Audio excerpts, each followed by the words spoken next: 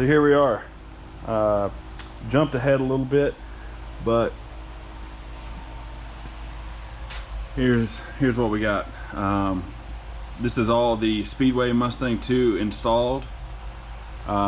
Stripped the frame rail down, welded everything in, and put this chassis saver paint on. It's got a super nice sheen to it. I don't know if that translates well to video, but it's got like the perfect satin black. Yeah, so yeah, we welded all this stuff in, inside and around. Like I said, Mustang II, we went with the standard lower control arm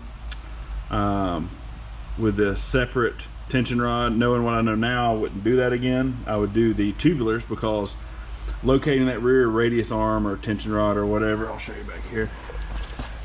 This one, that was a huge pain in the butt.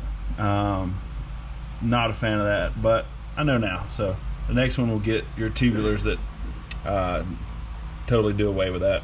So yeah,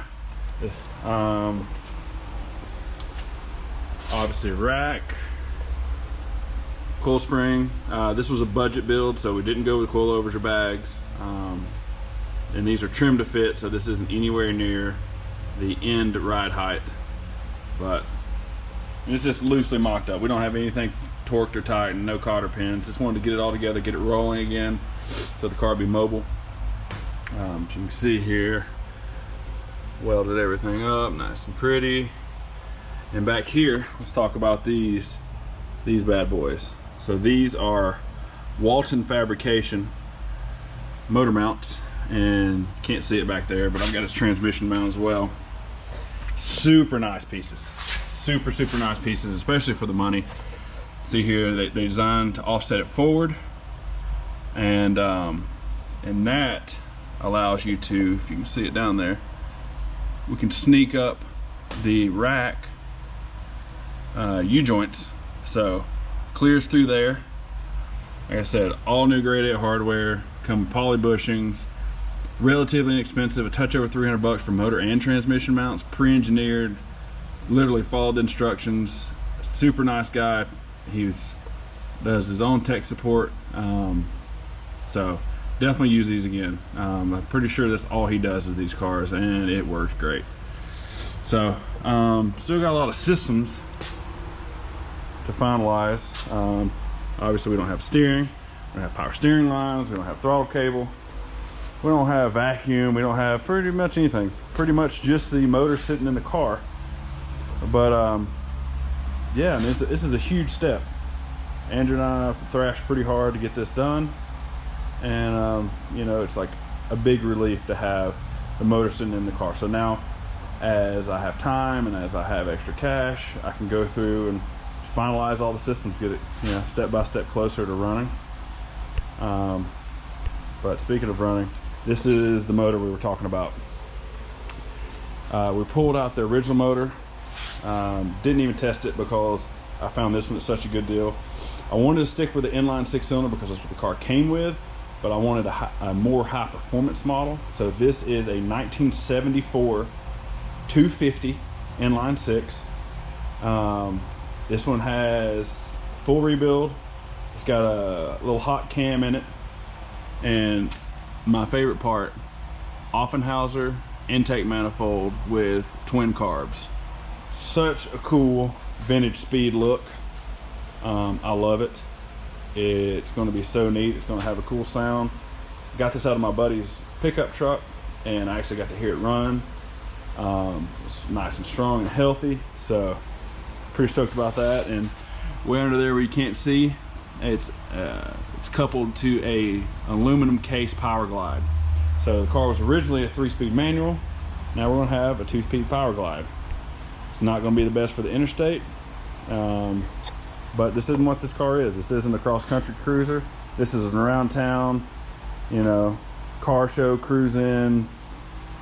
It's a little fun car. So there's the yeah, there's a look at the engine bay. Still got a lot ready to go, and I'll show you a quick little shot of what it looks like with the front end on.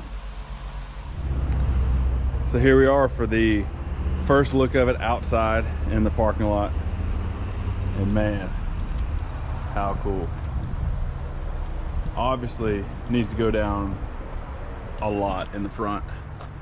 We still got that gasser rake, and definitely not what we're going for. And I've also decided I'm going to go one size taller on the front tires. Currently they're a 205/60. I'm going to go with 205/65 to kind of help fill that wheel well out a little bit and then lower it down. So this particular Speedway kit is, we have a 2-inch drop spindle, and according to the tech guys, the springs are trimmed to fit, so trim to your height. So we're going to come in there and, you know, whittle them down to where we like it. We're going to get this one dead level. No rake. I just don't think these cars need a rake. Not for the cruiser look. Since I'm probably going to sell this one. I'm not going to hammer it like I really like to do. I mean, if it was one that I was truly going to keep forever, it would have air ride and it would have some kind of super rad motor. But you know, I mean, this is going to be a super cool cruiser, one to learn on.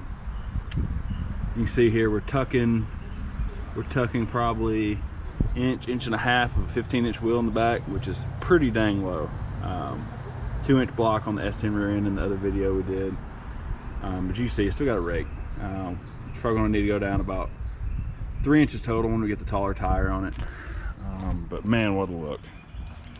This thing is so neat. Oh, and a quick little snip here.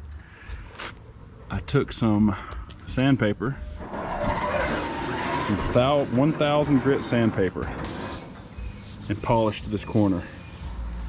Look at that shine. I honestly thought, starting from over here, I thought this was just like a flat green. A little sandpaper, one pass with a black wool pad and some heavy cut compound, and look at that shine. You know, took all the staining of the rust off, made a real cool shine to it. So originally this car was going to just get sanded and satin clear coat. I think I'm gonna buff this car. Either way, I'm gonna make a full video on it so you can see. I did this little spot here with just some compound, and you can see like the lead shined up, the steel shined up. You know, with some wax, that'll be fine. I'm not driving this thing in the rain. I'm not worried about it rusting, so it'll be cool. Once again, the wheels are not going to stay blue. Those are off of my 61 Biscayne. They're going to be black. We're going to do some bullet style lug nuts. Still got a long way to go, but here's the first look outside. Thanks for sticking around. There's the front end, and next time we'll be back, you know, knocking some systems out and getting the ride height just right, and hopefully take this thing for a cruise sooner than later. But anyway, thanks again for sticking around, and see you next time.